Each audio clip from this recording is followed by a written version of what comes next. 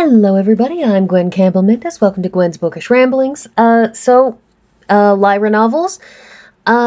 This week I'm doing the third in the series, the Harp of Imach Thyssel. This one is, again, completely separate from everything else. They are once again mentioning that Al-Khaira managed to defeat the Shadowborn. This does appear to have followed after shadow magic as well, but again, this is happening a gazillion miles away somewhere else. And this is, once more, it's important things happening, but again, like with Daughter of Witches, your lead character doesn't quite know what's happening, and he doesn't know why it's happening. There are other characters who are important. There's the Silhar or Kilhar, however it was supposed to be pronounced, and a woman from an ancient, mostly extinct race who call themselves the Guardians because they're sort of trying to keep the Shadowborn, the ultimate evil mastermind, evil sleeps beneath stuff, villains of this whole series. She and her fellow Guardians are trying to keep them from taking over, but they're not really the central characters. We get their perspective in order to understand what's happening, but our lead character doesn't. And I think there's a bit of an unfortunate implication in this book from everyone else about our lead character, whose name is Emmerich. Is sort of an implication that he's acting irrationally, but the thing is, he doesn't understand what's going on. He just knows he's gotten a hold of something that is, in effect, like a nuclear bomb, magically speaking, and he doesn't want to let anyone get their hands on it because he's terrified of what people will do with it. And so it's a great deal, there's a great deal in this book of Emmerich basically not knowing what's happening, and among other things, you have the character of the Duke, because Emmerich's best friend Flindarin has invited his friend Emmerich along to visit. This bears a little bit of resemblance to the first book in the series. If you go back to shadow magic, Morin is just a journeyman trader, and he is invited along by his nobleman friend to visit. Well, in this case, Emmerich has been invited along by his nobleman friend to visit. So, what happens is that they stumble across a sort of a magical castle, and in that castle is the Harp of Imach Thyssel, which Imach Thyssel is not a person, it is a city. Or possibly Imach Thyssel, or maybe Imach Thyssel. I don't know. I don't know what Patricia Reedy really wanted this to be. The thing is, though, that they find this, and Flindarin is constantly shooting little envious looks over at the harp and constantly acting like he wants to use it for things, and Emmerich keeps on saying, no, we shouldn't use this. All of the songs indicate that there's a price to be paid for using this harp. We shouldn't touch it, we shouldn't use it, and he goes around constantly trying to protect this thing, and everyone around him is constantly pushing for it. And it is intriguing that this book actually sets up Flindarin's father, the Duke, as some sort of a villain when he turns out not to be, mainly because this is a Duke who does the incredibly appalling, irritating thing of playing his cards so close to the chest that people are forced to make decisions without full knowledge of what's going on, and they make a bad decision because they had no idea about what was happening. And that's the thing, is that the Duke is so busy trying to protect whatever he's trying to protect, that his not telling Emmerich what he was doing and why he was doing it, his not telling Emmerich this, not making it clear, basically drives Emmerich into taking the harp and running off. And various things happen in the course of this that could have been avoided if somebody had been a little more honest and had not been trying to protect their secrets quite so much.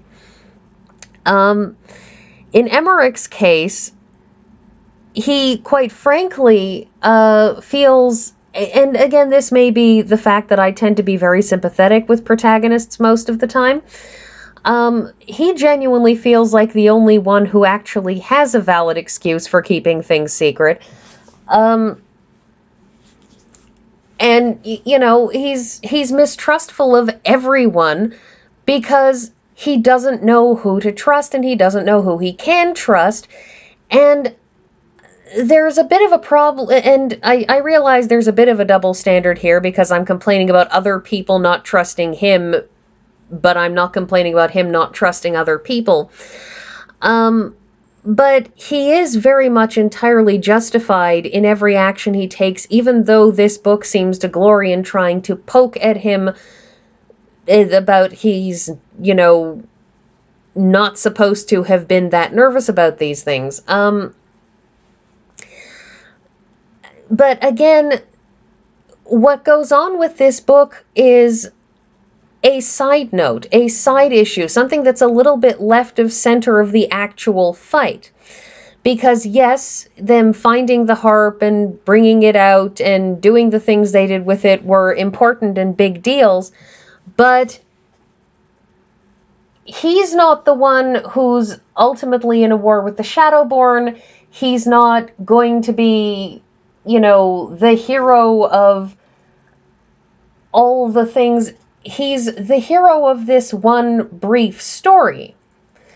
But it's a story that feels, like I've said before, it feels a little bit like a Lower Decks episode, because Rill, the Guardian, takes the harp off to use it to fight the Shadowborn, to use it to free her friend who has been trapped, to avoid him being warped by the Shadowborn.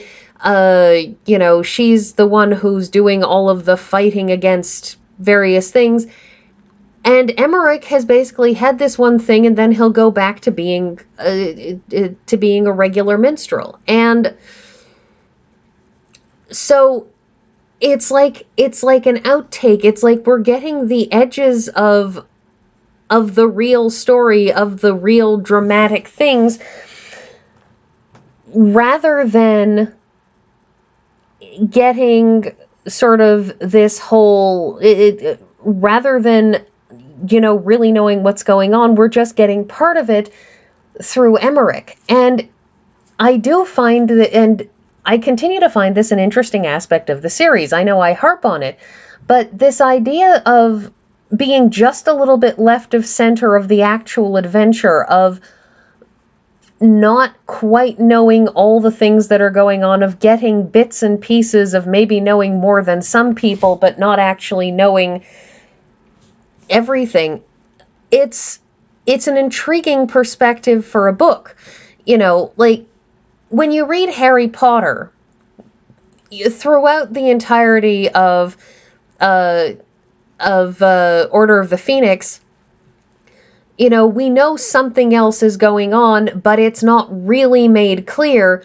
But it is made clear at the end of the book, and through the rest of the series, Harry remains at the center of events, and he remains one of the most important and key figures. You don't feel like you're on the outskirts of the story, but this feels like we're getting Neville's story rather than Harry's. Only we don't really feel like it's Neville's story. I feel like it's more like the Weasley twins or Remus Lupin's story, that this is close to the epicenter of events, but not quite there. So it's just an interesting thing to think about. Anyways, the Harp of Imach Thyssel has another slightly perfunctory but slightly less perfunctory than is slightly less perfunctory than other things, mainly because there's an implication of more time spent together off screen. Emmerich falls in love with Lyanna, who is one of the younger daughters of the Duke. She is a not full noble. She is the half sister of the full blood children. But they fall in love, but it is mostly off screen. Like there are scenes where it's clear that they have attraction to each other. But this isn't like the perfunctory romance of Shadow Magic, where really Morin and Aliana don't seem to have spent Alethea, that was it. That Morin and Alethea don't seem to have really spent enough time together for this. In this one, it's implied that they spent more time together, that it's just not, time spent specifically outlined and described. But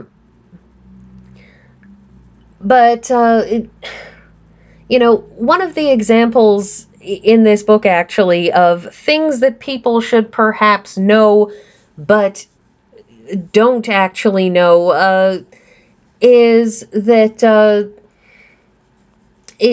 one of Flindarin's siblings wound up getting married, and while he was away, his wife died in childbirth, and then he came back and is vaguely suicidal.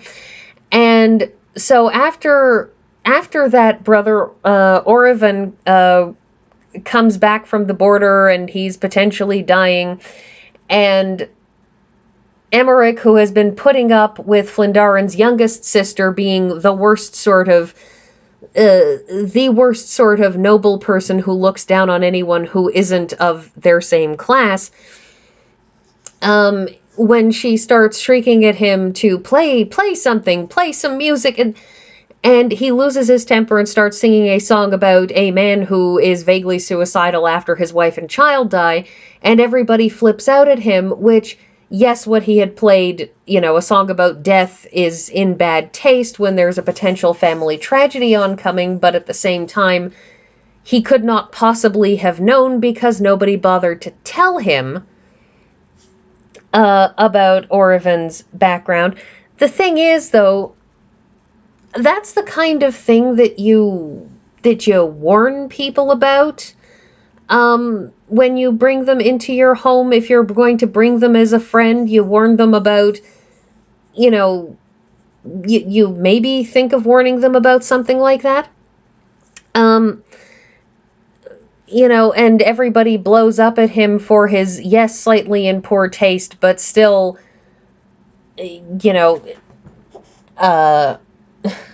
musical choice. It's slightly in poor taste, but not in such poor taste as to warrant that reaction. It's an odd...